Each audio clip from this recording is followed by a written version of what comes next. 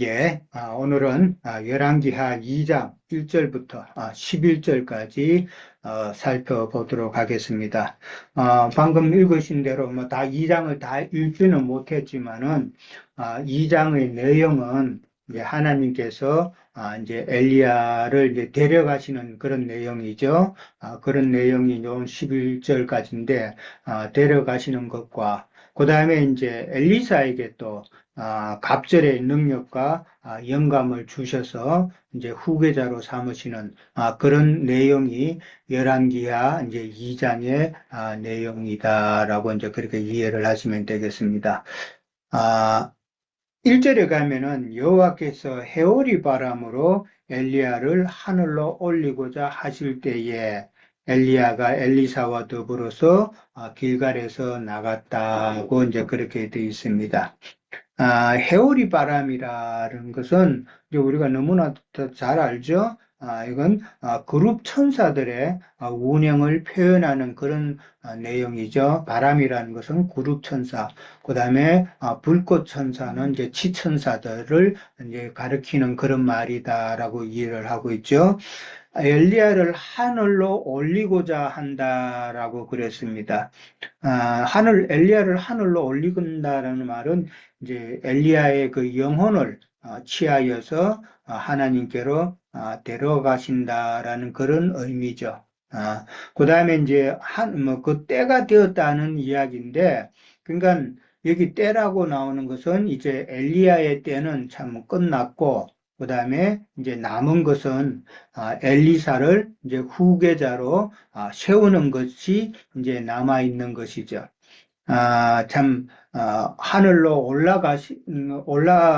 올리고자 하셨다. 이런 말은, 뭐, 우리가 잘 아는 창세기 5장에 나오는 에녹 같은 경우도 에녹을 하나님이 데려가셨다. 이제 그렇게 또 이제 표현을 하고 그랬죠.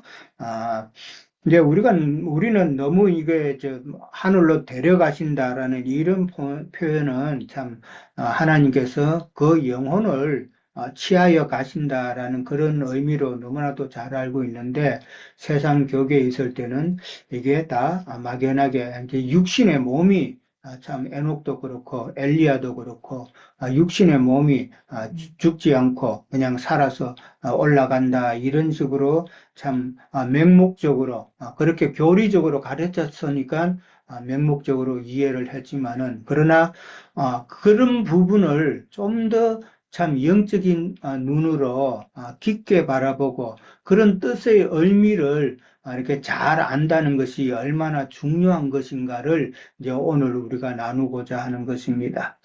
그 다음에 이제 엘리사와 더불어 길갈에서 나갔다 그랬는데 이 길갈이라는 곳은 이제 나중에 사장인가에 보면은 그 엘리사의 그 주 활동 무대가 되는 그런 지역이죠. 그 다음에 이제 그 길갈이라는 그 지명이 나오고, 그 다음에 베델이라는 지명이 또 나오고, 그 다음에 여리고라는 지명이 이렇게 쭉 나오는데, 이것은 다 세 곳의 그 자료를 찾아보니까 선지 학교가 있었던 지역이다라고 이제 그렇게 이해를 하시면 될 것 같습니다. 그 다음에 이제 2절에 가면은 이제 엘리야가 엘리사에게 청하는 내용이 나옵니다. 우리가 방금 읽었지만은 엘리사에게 청하는 내용이 2절에도 나오고 그 다음에 4절에도 똑같은 내용이 또 나오죠. 그 다음에 6절에도 똑같은 내용이 또 한 번 더 나옵니다. 그러면서 엘리사에게 청하기를 너는 여기 머물라 여호와께서 나를 베델로 보내신다 하니 엘리사가 하는 말이 여호와의 살아계신가 당신의 영혼이 살아있음을 두고 맹세하노니 내가 당신을 떠나지 아니하겠나이다 라고 이제 그렇게 이야기를 합니다. 아, 여호와의 살아계신가 당신의 영혼이 살아있는 것처럼 내가 맹세한다는 말은 변할 수 없는 사실이라는 것이죠. 여호와의 살아계신가 지금 엘리야가 살아있는 것은 참 변할 수도 없는 이야기죠. 그것처럼 나의 맹세도 변할 수 없는 것이다라는 그런 의미가 되겠죠. 내가 당신을 떠나지 아니한다라고 그럽니다. 참 이때는 참 엘리사도 엘리야가 곧 죽는다라는 그런 상황을 다 알고 있는 상황입니다. 우리가 오늘 본문에도 읽었지만은 선지 학교 학생들도 지금 그런 내용을 다 알고 있었다라는 것이죠. 우리가 지난번에 살펴본 바에 의하면은 아하시아 왕이 이제 곧 죽을 것을 갖다가 선지자가 예언을 했죠. 그러니까 선지자가 예언을 하고 그대로 죽으니까 이제 엘리야가 완전히 이제 도망 다니는 그런 신세가 돼버린 것이죠. 그러니까 아시아 왕의 뒤를 이어서 여호람, 아시아 왕의 형제죠. 동생이죠. 동생이 이제 왕이 되어가지고 여호람의 그 군사들이 지금 엘리야를 지금 찾고 있는 참 따라다니는 그런 상황이라는 것이죠. 그래서 이제 엘리사도 참 위험의 순간이라는 것은 다 알고 있다라는 것이죠. 그 다음에 이제 세 번이나 이렇게 요청을 한 것은 2절과 4절과 6절에서 세 번이나 이렇게 엘리야가 엘리사에게 자꾸 여기 머물라 가는 곳마다 여기 머물러라 그러죠. 처음에는 이제 길갈에 너는 여기 머물러라. 내가 베들로 갈 것이다. 이제 이렇게 했지만은 그러나 엘리사는 이제 끝까지 따라가겠다라고 했는데 엘리사가 이렇게 청한 것은 자기가 지금 곧 죽을 위험에 당했으니까, 참, 자기가, 함께하는 엘리사도 위험한 그런 해를 당할 수 있는 그런 상황이라는 것이죠. 그러니까, 나와 이제 떨어져서, 좀 안전하게 있으라는 그런 의미로 생각해 볼 수가 있을 것 같습니다.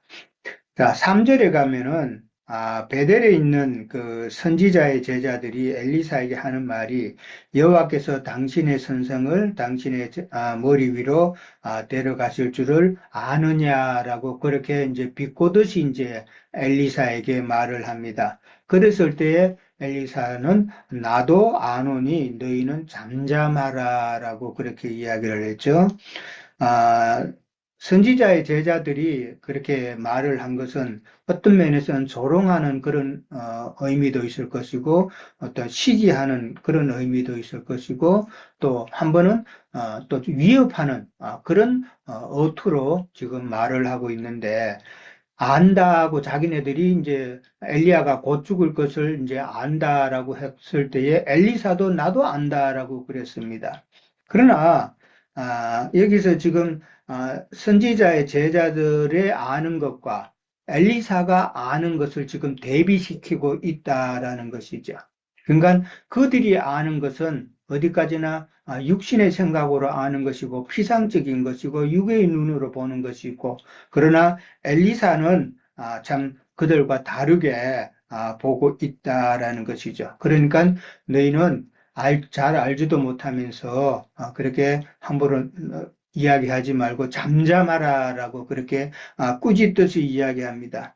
여기서 잠잠하라는 말은 지금 엘리야가 이제 당하는 그런 죽음, 그것이 결코 헛된 죽음이 아니다라는 것이죠. 거룩한 죽음이니까 너희들은 그 거룩한 죽음 앞에서 함부로 죽음에 대해서 그렇게 쉽게 말하지 말라는 그런 의미도 있다라고 보는 것이죠. 그러니까 잠잠하라라는 말은 함부로 말하지 마라. 꾸중의 의미가 담긴 그런 말이라고 볼 수 있겠습니다. 그 다음에 이제 4절에 가면 이제 똑같은 말씀이 나왔다 그랬죠. 이제 거기서는 엘리야는 엘리사에게 이제 베델에 갔으니까 베델까지 갔으니까 베델에서 이제 머무르라고 이제 그렇게 이야기합니다. 그러면서 엘리야는 자신은 여리고로 가겠다라고 그렇게 했죠. 그러나 엘리사는 마찬가지로 동일한 답변을 내놓고 그다음에 5절에 가면은 이제는 여리고에 있는 그 선지자의 제자들이 또 그렇게 비난하면서 이야기를 합니다. 똑같은 말을 하죠. 예. 그러니까 그 선지자의 제자들이 안 것과 엘리사가 아는 것은 같지만은 그러나 엘리사는 엘리야와 함께 하고 있죠. 함께 했지만은 그러나 그 선지자의 제자들은 엘리자를 따르지 않았다라는 그런 차이도 있는 것이죠. 예. 그들은 멀리 서서 그 엘리야와 엘리사를 쳐다보기만 했지 따르지는 않았다라는 것도 차이점이다라고 볼 수가 있고요. 그 다음에 이제 6절에 가면은 또 이제 세 번째 엘리야가 엘리사에게 청합니다. 참 이렇게 계속해서 이렇게 요청을 하는 것도 그만큼 어떻게 보면은 엘리야가 엘리사를 사랑했다라는 그런 의미도 있을 것 같고, 그 다음에 엘리사는 이제 엘리야의 후계를 이어야 될 자이기 때문에 후계자로서의 그 안전을 염려하는 그런 마음도 있었다라는 것이죠. 그래서 이제 처음에는 이제 길갈에서 같이 나와서 그 다음에 베델에 갔고 베델에서 또 여리고로 갔고 여리고에서 이제 마지막 또 요단까지 가는 그런 여정이죠. 그 여정은 어떻게 보면은 그냥 뭐 여행 가는 그런 여정이 아니라 사실은 지금 도망 다니는 거죠. 피신하는 그런 과정이다라는 것이죠. 그러니까 그 피신하는 과정 가운데서 어떻게 보면은 지금 엘리야는 자기는 좀 떨어져 있자라고 그랬지만은 엘리야는 엘리사가 후계자로서의 어떤 시험의 과정이다라고도 볼 수가 있다는 것이죠. 이제 엘리사가 곧 죽을 것이고 자기도 함께 있음으로 인해서 참 위험의 순간이 곧 다가오는데도 끝까지 함께 하겠다는 그런 신실함, 이런 것도 참 후계자로서의 시험 과정에서 참 좋은 의미가 될 수 있겠죠.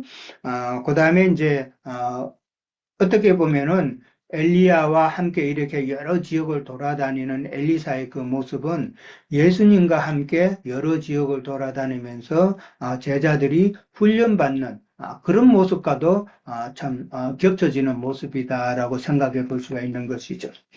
그 다음에 이제 7절에 가면은 선지자의 제자들 50명이 멀리 서서 바라보매 두 사람이 이제 요단가에 서 있었다라고 이제 그렇게 나옵니다. 50명의 그 제자들은 요단강까지는 갔지만은 요단강은 뭐 건너지 못한 것이 아닌가 이제 그렇게 볼 수가 있고요.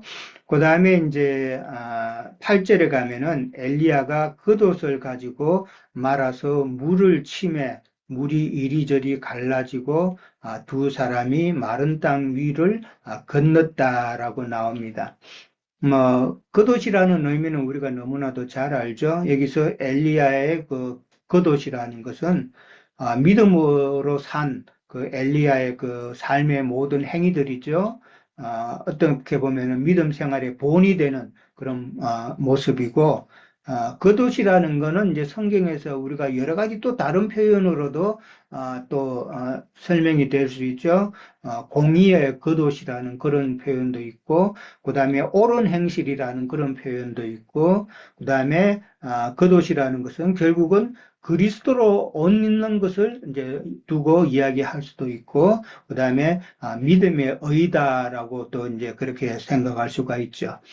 이제 물이 이제 겉옷을 가지고 그것을 가지고 물을 친다라고 그랬는데 친다는 말은 참 그 물을 침으로 이제 요단강이 이제 갈라졌다라는 건데 치려고 물을 치면은 그 물이 참 갈라지는 그러니까 겉옷에 건의가 있어야 되겠죠. 세상을 칠 수 있는 그런 권위가 있어야 이제 요단강이 갈라진다는 의미인데, 그러니까 엘리야의 겉옷이라는 것은 결국은 세상에 대해서, 죄에 대해서, 율법의 그 육체에 대해서 죽어야 된다라는 그런 의미죠. 그러니까 엘리야는 지금 세상에 대해서, 죄에 대해서, 육체 율법에 대해서 죽은 자의 그런 참 권위적인 참 온전한 믿음의 삶을 산 사람이기 때문에 그것으로 물을 치면서 이제 물이 갈라지는 그런 능력을 행했다라는 것이죠. 물이 갈라지는 것은 우리가 성경에서 잘 알죠. 물이 갈라진다라는 말은 첫째는 이제 모세가 지팡이로 홍해 물을 가르는 그런 모습도 있고 그다음에 여호수아 때에 참 여호와의 그 언약궤를 메고 요단강을 건널 때에 참 요단강이 갈라지는 그런 내용을 우리가 잘 알죠. 아, 홍해가 갈라지는 것과 요단강이 갈라지는 것은 조금 그 차이가 있죠. 세상에서부터 분별이 되어지는 그런 부분도 있지만은 그러나 우리의 신앙생활 가운데서 혼적인 신앙인지 영적인 신앙생활인지 그것을 분별하는 것이 또 요단강을 건너는 것이다. 요단강을 건너야 가나안 땅에 들어간다는 것이죠. 그 말은 곧 예수 그리스도 안에 우리가 들어가는 것이다라고 이제 그렇게 보면 되겠죠. 그 다음에 이제 갈라진다라는 말은 결국은 이제 분별할 줄 알아야 된다라는 말이죠. 예. 그 다음에 이제 구절에 가면은, 이제 건너에 그렇습니다. 물이 이제 마른 땅 위로 이제 건너에, 엘리야가 엘리사에게 이르되, 나를 네게서 데려감을 당하기 전에, 그러니까 죽기 전에라는 말이죠. 죽기 전에, 아, 내가 네게 어떻게 할지를 구하라 그렇게 이야기를 합니다. 어, 건넸다라는 말은 이제는 어떻게 보면은 한 배를 탔다라는 그런 느낌도 있고요. 그 다음에 우리 신앙생활에 있어서 같은 지체가 한 교회에서 같은 지체가 되었다라는 그런 의미도 생각해 볼 수가 있는 것이죠. 그 다음에 이제, 어떻게 할지를 구하라 그랬습니다. 그랬을 때에, 엘리사는 당신의 성령이 하시는 역사가 갑절이나 내게 있게 해달라고 이제 그렇게 이야기를 합니다. 당신의 성령이 하시는 역사라는 말은 엘리야의 심령에 함께 하시는 성령의 일하심이죠. 엘리야의 심령에 있는 그 하나님, 그 역사하시는 그 하나님이 자신에게 갑절이나 있게 해달라라고 그렇게 이야기를 합니다. 누가복음 1장 17절에 보면은 세례 요한을 소개하면서 엘리야의 심령과 능력이라는 그 표현이 있더라고요. 그것도 이제 우리가 생각해 볼 수가 있는 것이고, 그 다음에 이제 그렇게 말했을 때 이제 10절에 가면은 10절에 가면은 네가 어려운 일을 구하는도다라고 이제 그렇게 이야기합니다. 어려운 일이라는 것은 사실은 우리가 잘 아는 대로 그 길은 쉽지 않은 길이죠. 예, 쉽지 않은 길이고, 그러니까 그 길은 순교의 길이잖아요. 순교의 길이고, 참 예수님의 그 십자가의 그 고난의 길이다라는 것이죠. 그걸 뭐 쉽게 생각할 수는 없는 것이죠. 세상 교계에 있을 때에 참, 뭐 저도 뭐 그런 적이 있는 것 같은데, 뭐 부름받아 나서니 뭐 아골골짝 빈들까지도 뭐 주님 뭐 어디까지 뭐 순교의 길까지 따라가겠다는 그런 찬송 많이 했잖아요. 예. 지금 생각하면 참 부끄럽죠. 예.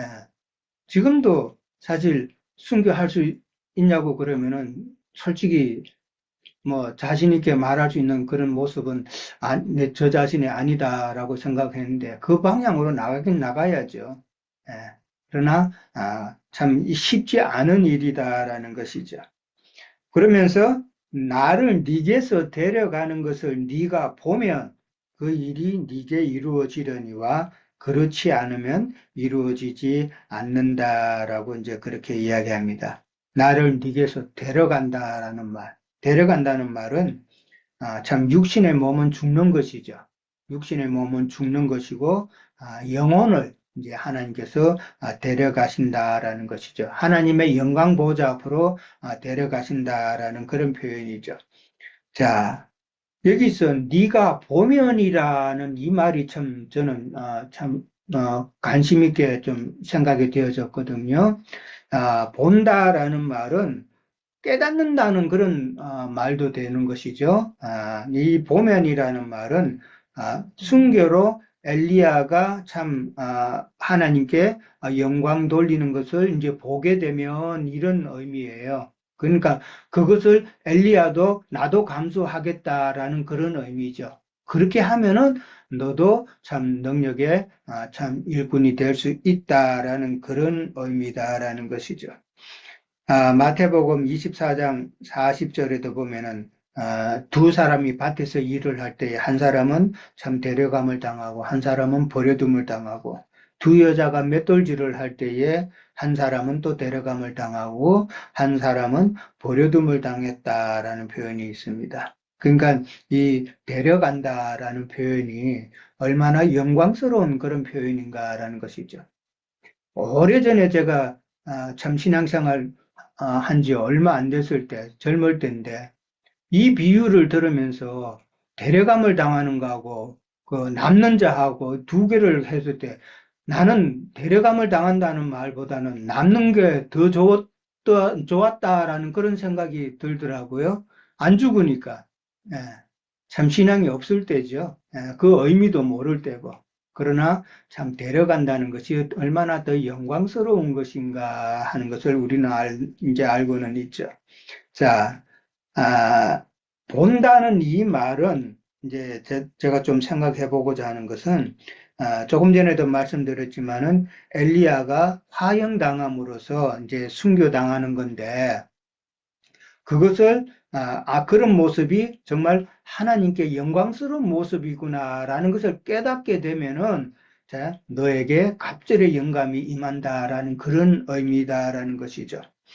아, 예수님께서 십자가에 이제 죽으셨는데 예수님의 십자가의 그 죽으심을 본 제자들이 이제 오순절 때 성령으로 말미암아 갑절의 영감을 받았죠.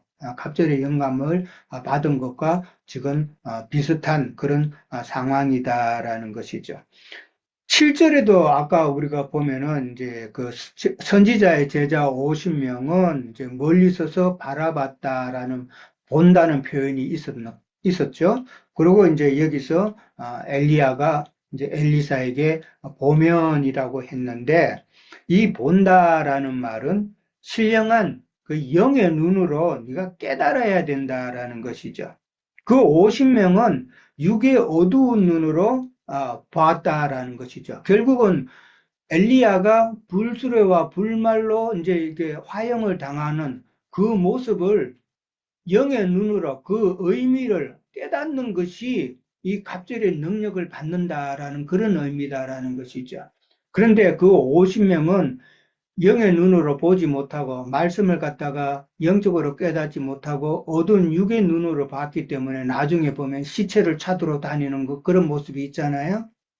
그것과 마찬가지로 하나님의 말씀을 우리가 영으로 깨닫는 것이 중요하다라는 것이죠. 그것이 바로 갑절의 영감을 받는 비결이다라는 것이죠. 그리고 참 불순애와 그 불말의 그 의미도 그렇게 잘 이해를 해야 된다라는 것이죠. 11절에 가면은 이제 나오죠. 근데 불세로와 불말들이 두 사람을 갈라놓고 엘리야가 해오리 바람으로 하늘로 올라가더라라고 나옵니다. 불수레와 불말 참 우리가 너무나도 잘 아는 표현이죠. 아, 그러니까 수레와 말이라는 것은 참 우리의 그 혈육의 몸을 이야기하잖아요. 혈육의 몸인데, 근데 불수르와 불말이라는 표현은 참 대적자들에게 불사름을 당했다라는 그런 의미죠. 예.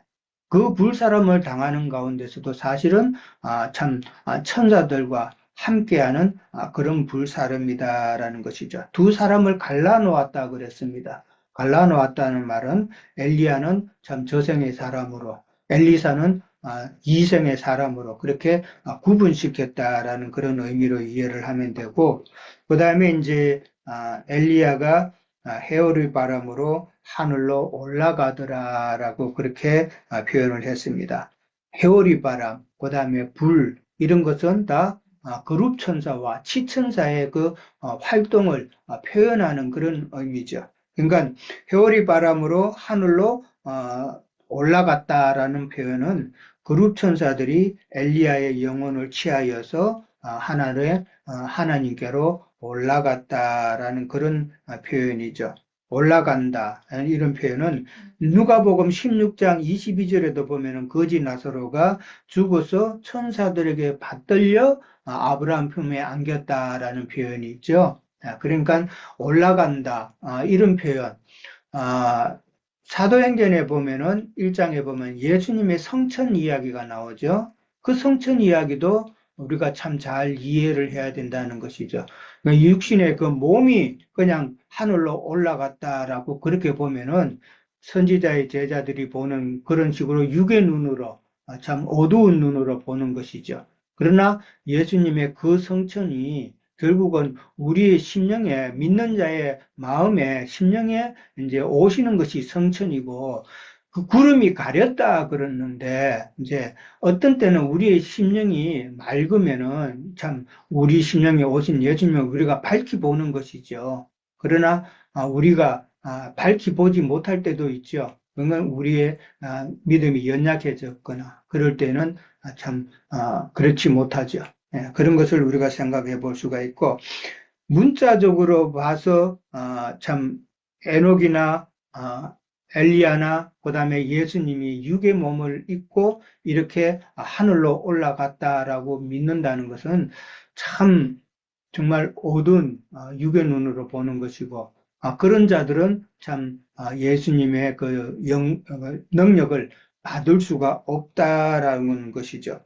조금 전에 말씀드렸던 사도행전 1장 11절에도 보면은 하늘로 올라가심을 본 그대로 오신다라는 표현을 하셨죠.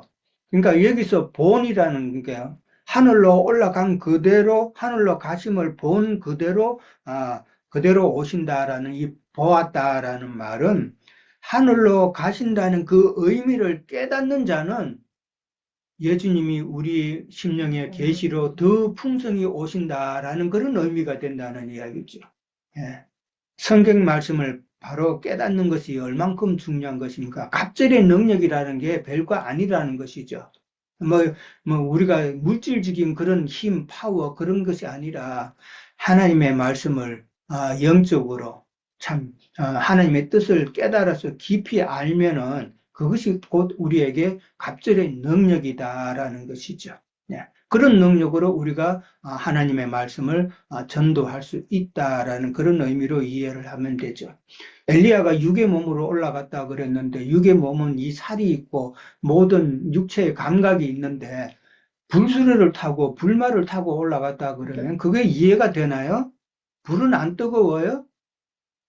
그걸 갖다가 참 맹목적으로 믿는다는 게, 그러면 이것도 다른 의미가 뭔가, 이런 것을 생각해 보지 않고, 그냥 하나님은 전능하시니까 엘리야도 하나도 안 뜨겁게 그냥 따뜻하게 올라갔다 이런 말을 하면은 할 말 없죠. 예. 전혀 진리에 대해서는 생각해 보지 않는다라는 것이죠. 마태복음 26장 53절에 보면은 참 예수님께서 그런 말씀 하셨죠. 12군단 더 되는 천사로 대적자를 진멸할 수 있다라고 그랬었죠. 그러나 대적자를 진멸할 수도 있지만은 엘리야도 충분히 그렇게 할 수도 있지만은 그러나 하나님의 경륜에 따라서 엘리야의 때는 다 되었고 이제 엘리사가 그 다음 대를 이어야 되기 때문에 하나님께 데려가심을 당한 것이다. 이제 그렇게 이해를 해야 된다라는 것이죠. 자, 저는 여기까지 하도록 하겠습니다. 혹시 연결하셔서 기령제님 들어오셨네요? 네. 어떻게 누가 연결해 보시겠어요? 예.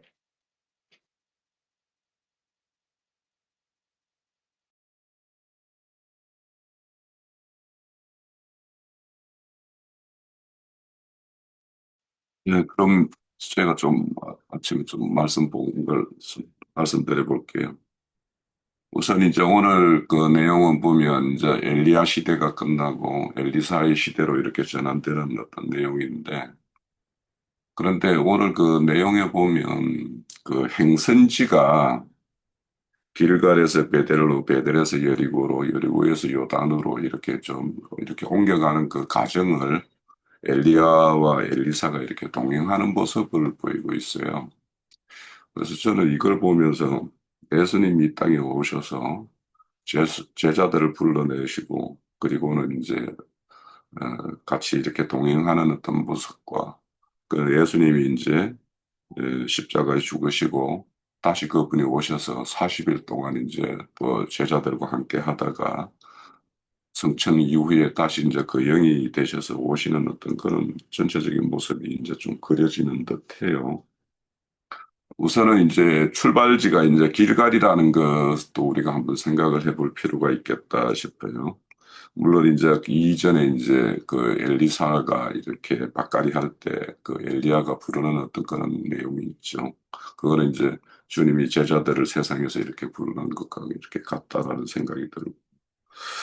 근데 이제 길갈이라는 거는 이제 우선 그래서 저는 이제 전 가정이 엘리야를 이어서 엘리사가 그 엘리야를 계승할 자로 이렇게 되는 어떤 그런 가정을 다 보여주는 것이 이 네 곳의 어떤 행적이다 이런 생각이 들어요.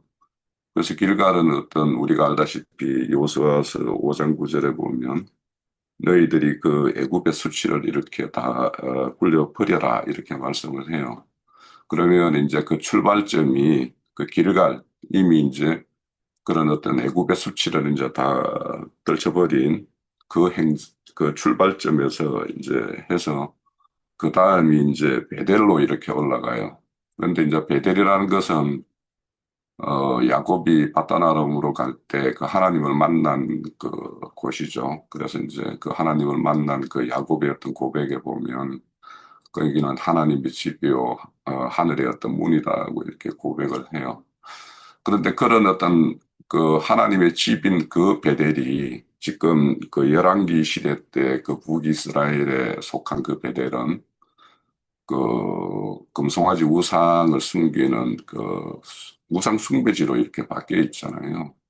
그래서 그런 것들을 이렇게 보면 그 하나님의 집이 어떻게 그런 그 아현이라는 그 마귀의 어떤 집으로 이렇게 변질되는가 하는 것들을 이렇게 분별하고 보여주는 것 이런 것들이 우리가 이제 세상으로 부름받았고 또 우리가 한때 몸을 담았던 그 베델 하나님으로 집으로 알고 있었던 그 교회가 그렇게 변질되는 어떤 그런 것들을 우리가 목도하고 거기에서 이제 우리는 나온 자들인데 그와 같이 그런 것들을 이렇게 영적으로 분별하는 어떤 그런 가정들을 이제 종교계의 어떤 실상을 아는 어떤 그런 것으로 이렇게 드러나는 것이 이 베델의 어떤 그런 가정을 이렇게 경험하는 것이라고 보여지고 그리고는 이제 여리고로 가요.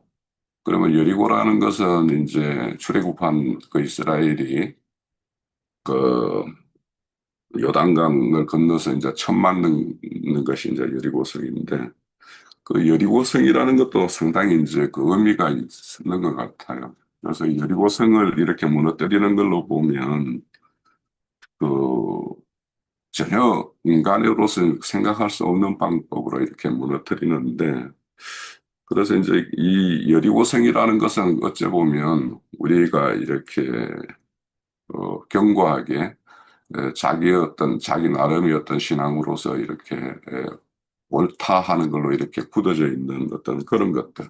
그래서 하나님 본인 스스로는 하나님 앞에서 이렇게 깨달아 아는 것이라고 생각하지만 그것이 오히려 하나님을 대적하는 어떤 그런 것들이 그 여리고성의 어떤 그런 상징이라면 그래서 오늘 이렇게 그 여리고성에서도 보여주는 모습이 이제 그 여리고성의 그 문화생들 그들이 이렇게 취하는 태도와 그 엘리사가 엘리야를 따르는 어떤 모습 이거는 굉장히 대조적으로 보여주는 것 같아요. 그러니까 대부분은 지금 여리고성에 머물러 있죠.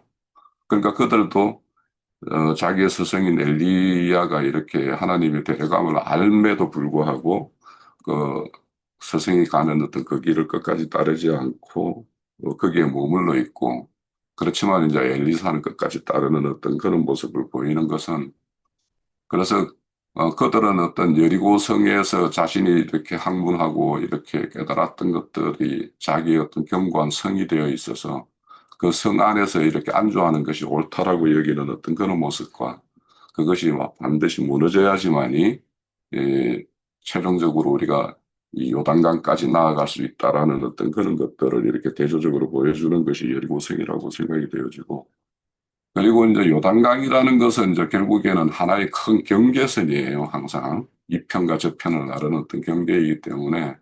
그래서 이 요단강이라는 것을 이제, 이 엘리야가 자기 어떤 곳을 이렇게 치는 걸로 해서 이렇게 건너는 것들, 이것이 이제 결국에는, 우리가 사망의 세계에서 완전한 어떤 생명의 세계로 건너가는 어떤 그런 모습이라고 볼 수 있는데, 그것이 이제, 결국에는 하나님의 어떤 그런 권능에 의해서 이루어지는 것을 이제 그것으로 이렇게 치는 것으로 상징되어 있고, 그것을 이제 마른 땅으로 이렇게 건넜다라는 것은 결국에는 예수님의 어떤 십자가의 어떤 죽음에 의해서만 우리가 온전히 죽음의 세계에서 생명의 세계로 이렇게 건너가는 거, 이런 것들을 이제 보여주는 것이 이제 요단강이라고 이렇게 보여져요.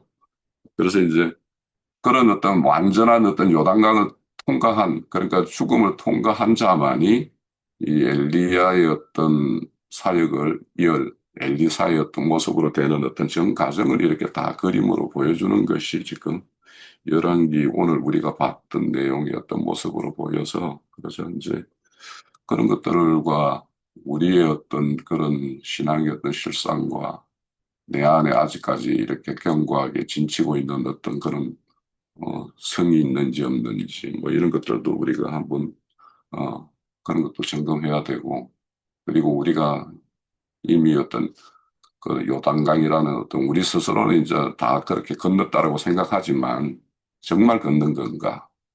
그래서 이렇게 그 사망 세계에 속한 어떤 그런 요소들로부터 우리가 완전히 이렇게 떨쳐버린 어떤 그런 자가 되어서 온전히 하나님의 어떤 그 사역에 전념할 수 있고 전적으로 하나님이 맡길 수 있는 어떤 그런 걸로 되어 있는가 하는 것들을 우리가 좀 볼 필요가 있겠다. 그렇게 생각을 했습니다.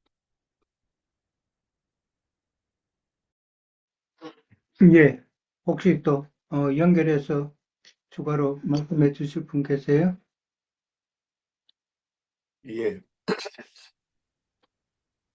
어, 여기서도, 어, 저는 이게 어떻게 하면, 어, 후속사로 이걸 볼 수 있을까? 이렇게 해가지고, 어, 보려고, 합니다.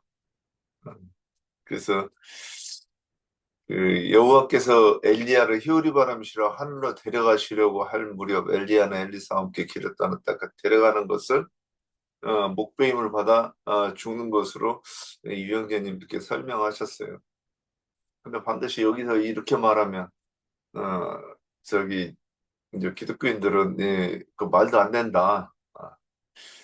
그 저기 AI하고도 이렇게 얘기하면 오해했다. 그래서 아니다, 네가 오해했다 해가지고 이렇게 이제 잠깐 그래봤습니다. AI가 뭐라고 하냐면 논리에 점프가 있고 말이 안 된다. 그래서 기독교인들이 주장하는 성경 구절을 가지고 이렇게 이제 반론하는 걸로 봤어요. 근데 로마서 8장가에서 보면 죄 있는 육신의 몸으로 몸을 입고 오시지요. 그래서 우리의 육체는 이제 상징적으로 우리가 보면 죄를 상징하는 거죠. 그래서 그렇기 때문에 십자가에 못 박히고 그 육신을 벗어야 되고 그것을 어, 저기 요한복음 2장에서는 너희가 이 성전을 헐라. 그러면 내가 사흘 만에 다시 일으키겠다. 그렇게 말씀하신 그것이 오늘 이제 엘리야에게 엘리사가 보는 앞에서 실현이 되는 것으로 이렇게 이제 이해가 됩니다. 1절에서. 그리고 한 번 정도는 사람에게 정하신 것이고 죽은 후에는 심판이 있다 그랬는데 죽지 않고 하늘로 뿅하니 올라간다 그러면 하나님이 정하신 법이 적용이 안 되죠. 그래서 그러면 이제 이건 예외야 이렇게 말해야 되는데 성경에 예외를 두겠다고 얘기하신 것이 없으므로 우리가 그러면 그렇게 이해하는 것은 육신의 눈으로 성경을 보고 오해한 것이다. 이렇게 이제 좀 말을 할 수 있지 않을까 싶었습니다. 2절에서는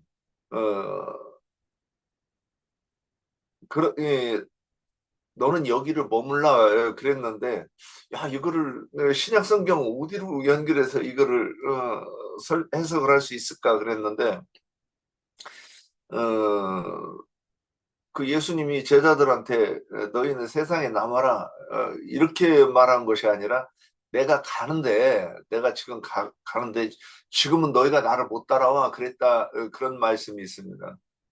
그러니까 따라올 지금 혼의 구원을 이루지 못한 사람이 같이 십자가를 치면 큰일 나는 거죠. 그래서 지금 여기서는 그 말씀을 요렇게 한 것 아닌가. 어, 내가 갈 것인데 가서 너희에게 다시 돌아올 것이다.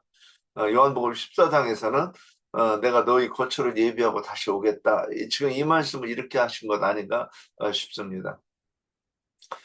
어,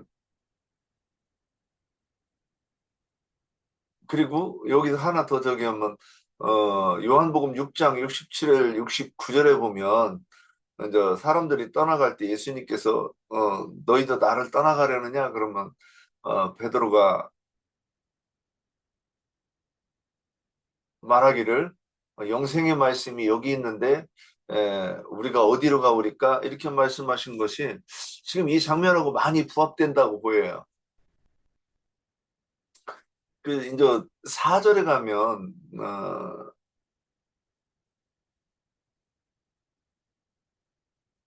이 4절까지도 뭐 이렇게 이제 지금 금방 설명하신 말씀으로 볼 수 있을 것 같고 이제 9절에서 보면 스승님의 영의 2배 그랬는데 이 2배가 장자에게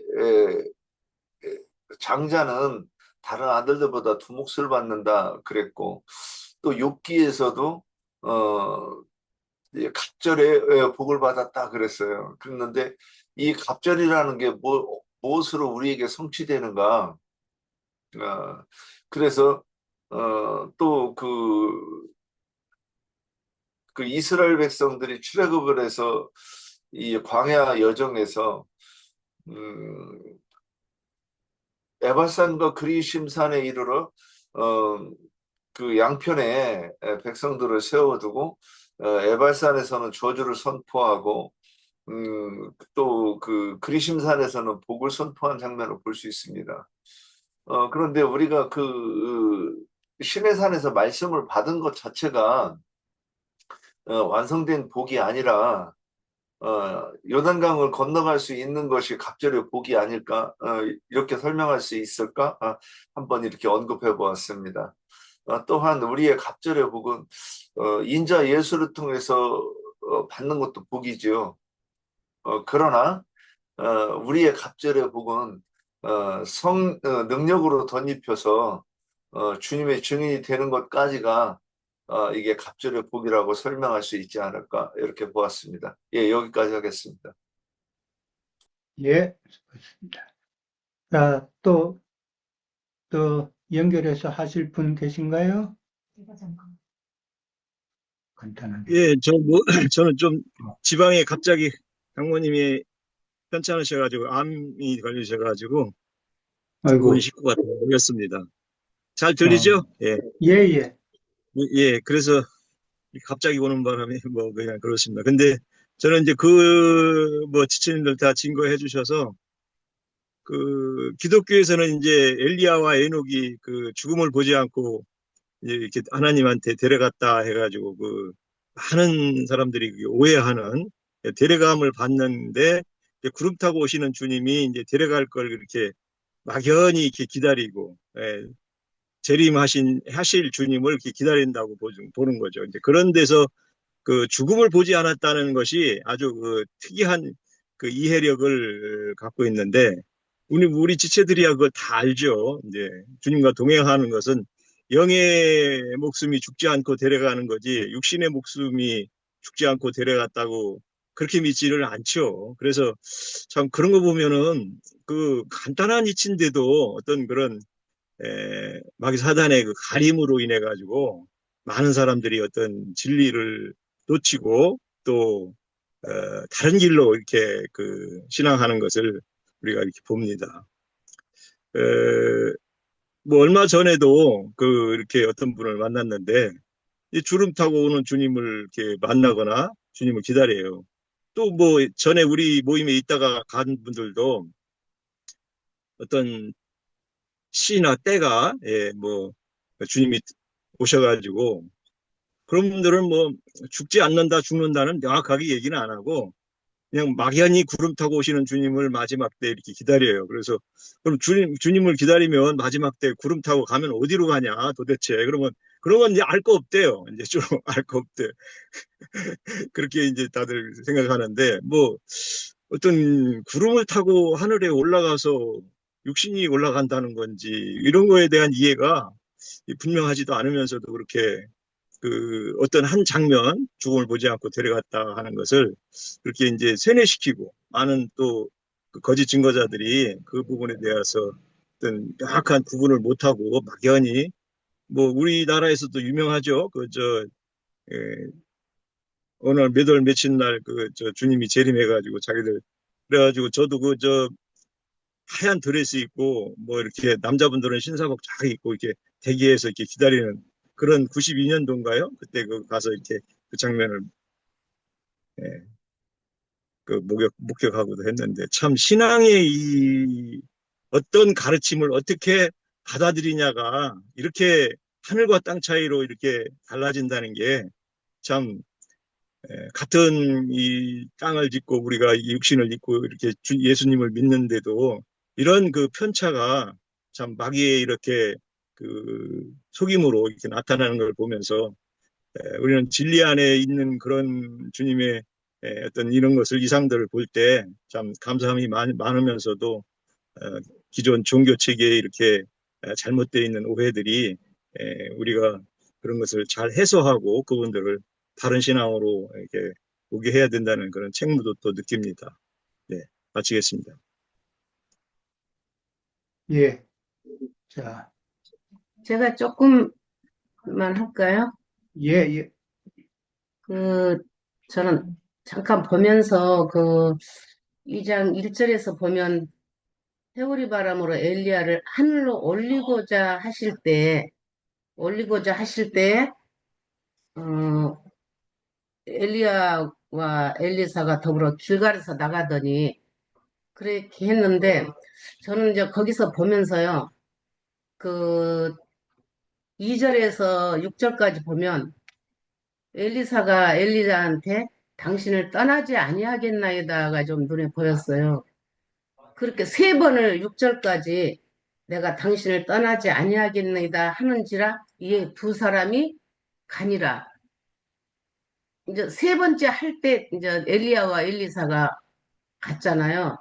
근데 이제 지금 엘리야는 지금 죽음을 예견을 하고 떠나고 그 뒤에 엘리사는 그 엘리야를 따라가는 그런 장면을 이제 보면서 끝까지 세 번째 했을 때 갔다겠던 것은 첫 번째, 두 번째까지는 그것도 반신반의했지 않았나. 근데 이제 세 번째는 이 엘리사가 나를 결심을 했구나 하는 것을 저는 좀 봤거든요. 그래서 그 8절에서 보면 이제 네가 나를 볼 때 계속 이제 이 9절에 보면은 내가 어떻게 할지를 구하라 했을 때 그런 걸 보면서 엘리야의 길을 엘리사가 따라가는 것은 우리가 주님의 길을 따라가는 것과 이제 같이 저는 좀 연상을 해봤죠. 왜냐하면 이 길을 가는 길은 그냥 갈 수 없잖아요. 앞선 선지인들이 이 길을 갔던 것을 우리가 보고 또 우리가 그 모든 것을 봤을 때 그 길을 갈 수가 있지 보지 않고는 갈 수가 없잖아요. 지안아, 그래서 그런 것을 이렇게 볼 때 저는 오늘 이게 조금 와서 닿았어요. 주님이 끝까지 우리를 놓지 않고 그 길을 갈 때 엘리야는 인도를 했고 엘리사는 그 길을 따라갈 수 있지 않았나 좀 그런 것이 보였어요. 네.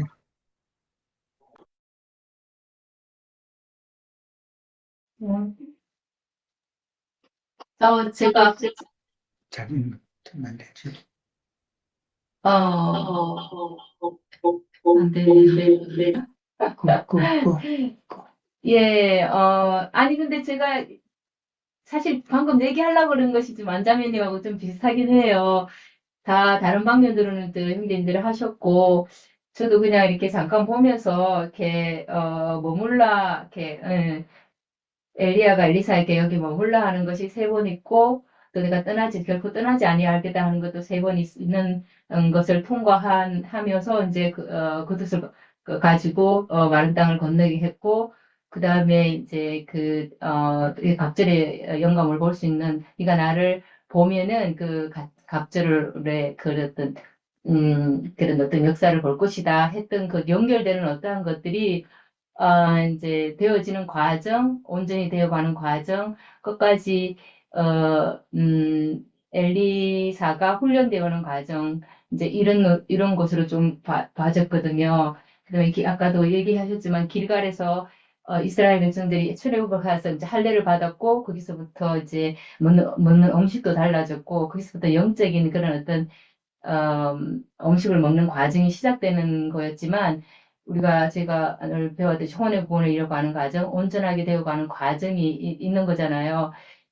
그 과정이 또 사흘길들도 이렇게 연결하는 그런 생각도 났고, 죽고 장사되고 부활하는 그 과정이 온전하게 거쳤을 때에, 진짜, 겉옷이라는 것은 이제 온전한 행실이라고도 얘기했는데, 진짜 겉옷을 수로 가지고 이렇게 그 많은 땅을 그렇게 그 물을 갈라지게 많은 땅으로 가게 하는 그 모든 것들은 이렇게 어떤 혼의 온전한 구원을 이루어서 나의 어떤 육신의 어떠한 것들이 다 마르는 그런 어떤 다 갈아지고 깨어지는 그런 과정을 거치는 어떤 과정들을 끝까지 갔다는 그런 의미로 이렇게 느껴져서 예, 그렇게 되었을 때 진짜 갑절의 영감을 주님께로 받지 않을까. 그 엘리사의 그 어떠한 것들을 엘리야의 어떠한 것들을 엘리사가 끝까지 다 함께 동력하고 함께 끝까지 가는 그 과정을 얘기하지 않았을까. 그런, 예, 다 비슷한 의미지만 저도 그렇게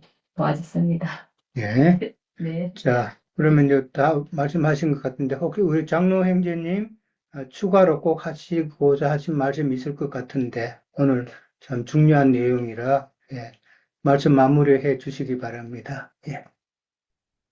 우리 지체들이 성경을 보는 관점이 이렇게 아주 바르게 말하고자 하는 그 하나님의 의중을 읽을 줄 아는 것. 성경을 읽어도 세상에서도 어떤 글을 써내면 그 글쓴이의 마음을, 그 글의 행간을 읽을 줄 알아야 되는 것이거든요. 예, 이게 매우 중요하고 어려운 부분입니다. 역사적으로는 아합의 이 박해가 엘리야를 박해했던 아합과 그 이세벨이 엘리야를 박했었죠. 군사를 뭐 50명씩 여러 번을 보내가지고 엘리야를 잡아다 죽이려고 했었는데 아합은 그 일을 이루지 못했고 그 아들 아하시아가 이제 왕위를 이어받았는데 뭐 그 하락에서 난간에서 이렇게 떨어져 가지고 신은신 말자가 이제 죽었고 그 아하시아가 후사 없었기 때문에 아합의 이제 둘째 아들이고 아하시아의 동생인 요람이 왕위를 이어받았을 때 일입니다. 그러니까 3대에 걸쳐서 박해를 계속 당하는 중인데 지금 엘리야가 길갈에서부터 시작해서 베델로 여리고로 요단으로 처으로 가서 요단에서는 이제 승천을 한 그런 내용으로 기록이 되어 있어요. 우리 이제 여기에서 뭘 생각을 해야 되면 말하고자 하는 의도가 엘리야의 후계자인 엘리사의 그 믿음과 신실한 그 신앙 행적을 우리에게 이제 교훈으로 이게 주시는 말씀이다. 이렇게 받아야 되겠는데, 믿음을 지키면서 내려갈 길을 끝까지 마친 스승, 스승을 끝까지 버리지 않고 스승의 죽음까지 이제 끝날까지 그런 제자들이 예수님의 죽음까지 함께 했던 이제 그런 것을 그림으로 그려주는 구약의 예표인데 속세에서도 셈족은 이 혼인의 그 약혼이라고 하는 것을 실제 결혼보다도 더 중요하게 여깁니다. 인생 최대의 약속이거든요.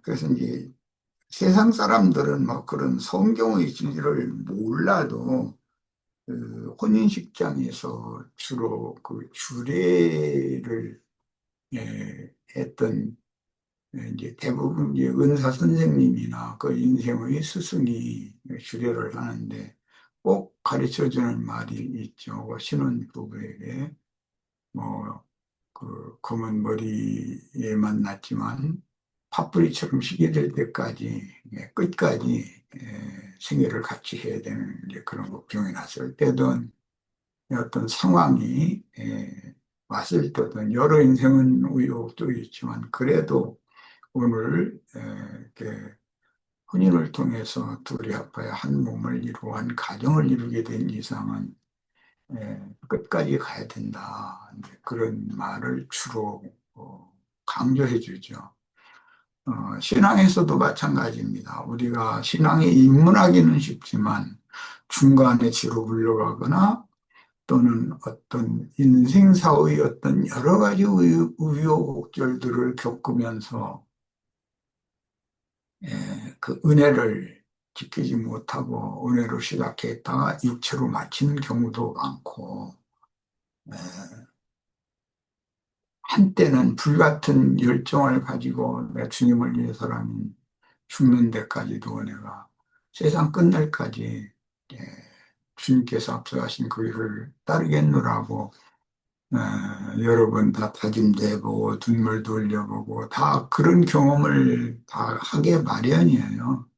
그런데 어떤 사람에게는 이제 그 신앙 인생이 평탄하다는 건 인생 행로가 평탄하다는 뜻일 것도 이제 되겠지만 어떤 사람에게는 중간에 인생 행로가 이렇게 평탄하지 못한 행로를 걷게 될 수가 있어요. 그렇게 되면 주님과 맺은 그 맹세의 언약이 점점 의심이 들고 또는 무시해지기 시작하고 자신과 주님이 맺은 언약이고 그런데도 나중에는 무덤도 맺으다가 나중에는 나도 한때는 성경 몰두했었고 신앙에 심취했던 사람인데 그게 다 소용이 없더라 뭐 이런 얘기를 이제 나중에 막 공개적으로 하고 다니는 그런 사람이 될 수도 있죠.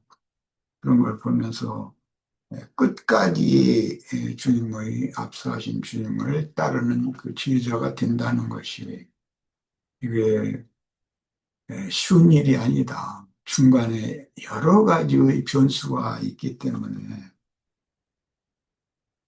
이런 걸 이제 생각을 해보고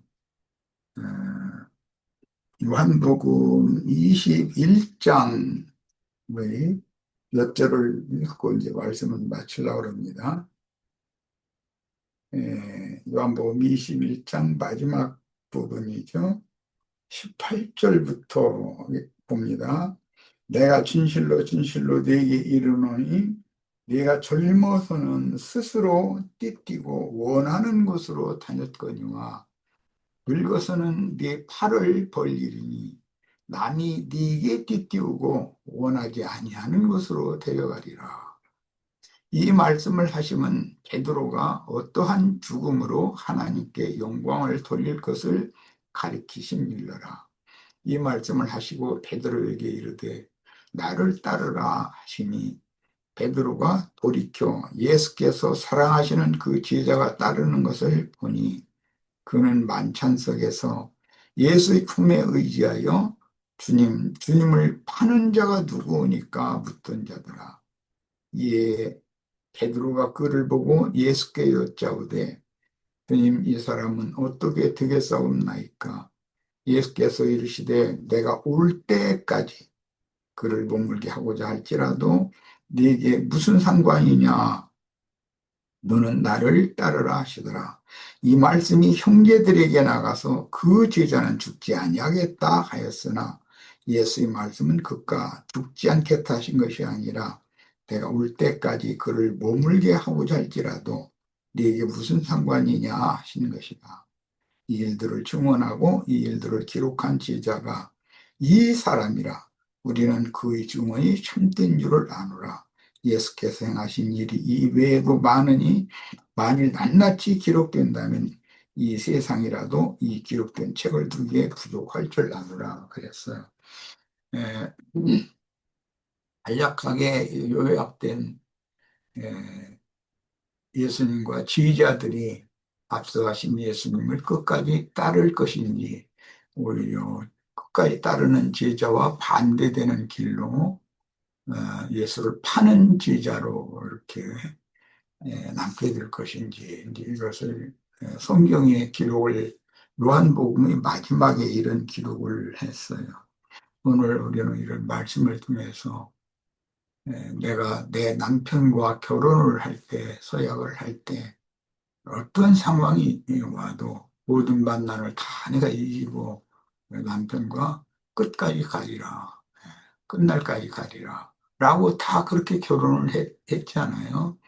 이런 것이 인생사의 이제 하나의 표상이 되는 건데 우리가 주님을 처음 만나서 첫사랑 때 주님 앞에 누가 시키지 않았어도 눈물을 흘리면서 주님 나를 이렇게 사랑하셨는데 내가 주님의 사랑을 받은 아무것도 아닌 한 존재로서 내가 변심하거나 신앙을 변절하고 육으로 맞추는 일이 절대 없겠노라고 다짐도 하고 주님 앞에 부탁도 하고 그렇지만 주님께서 나를 끝까지 붙잡으시고 이끌어 주시지 않으면 내 힘으로 어떻게 하겠느냐고 이런 다짐과 기도를 참 여러 번 하셨을 거예요. 우리의 이제 인생이 모든 사람이 다 똑같은 것은 아니지만 보편적으로 보면 육신의 인생이 평탄할 때는 요동함이 많지만 인생의 많은 어려움과 예기치 않은 많은 문제들을 이제 겪을 때마다 주님 앞에 엎드려 기도할 때 주님 마지막 대답은 네가 나를 사랑하느냐 베드로에게 물었던 그 질문이 계속 반복되고 다시 입을 말이 없으니까 우리 어려운 건 주님 아시다 너무 힘들어 이런 기도를 하면서